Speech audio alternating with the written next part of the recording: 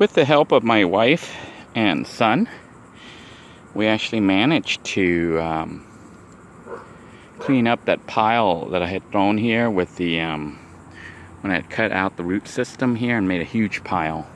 So all of this stuff has been hauled over to the street.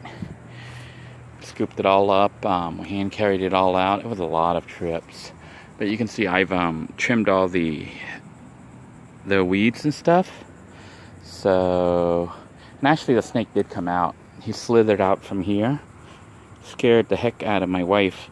He slithered out from underneath the gazebo and went straight up here, up into the tree, right up in here into one of these holes, and had his tail sticking out looking like a root. Yeah, so the snake has a hole and actually goes inside this tree. He may live inside this tree. Just kind of bad. But it's that same black one. I don't know if it's the same one, but I think it is. It's about 3.5, 4 feet long. And he slithered through there. So we cleared this. Hopefully this will start to level out.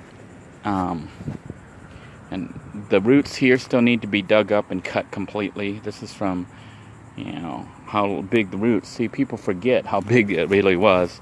Originally, the root system came all the way out to here. You can see them about 15, 20 feet away. And there was another root that came all the way out this far, all the way to out right at this spot right here. This is how far the root came out from that tree. And I had to dig it all up, and that's how we ended up with that big pile. And this was some of the wood that Walter and some other people had cut previously. But I've cleared up some of it. You can see where we picked it up from Camp Freedom 4. So we hauled it off to the front of the house to drop for the city to come pick up. They were really fast and efficient picking up the first load. So we're like, hey, if they're that fast, we might as well get rid of these really fast. So some of this is still rotted, and I'm going to be getting rid of it piece by piece. But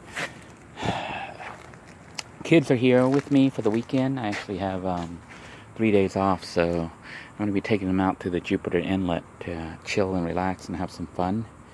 But thinking of having a Cooking with Denoy episode out here at Camp Freedom 4 using this rocket stove grill set that we had made at Camp Freedom 2. And haven't really used, we've only used it a couple times. You can see we did cook out here before, but I'm thinking I'm going to cook again. So thinking of making hamburger and maybe meatball shish kebabs for the family to just have at least one cookout here at Camp Freedom 4 before everything gets dismantled.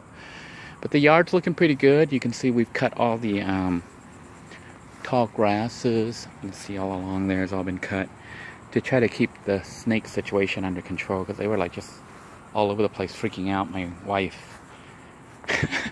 So now we can at least see them, which I think maybe actually freaks her out even more. But this is what the yard currently looks like, and we're gonna go ahead and see if we can't get the fire going and get another Cooking with Denoy episode.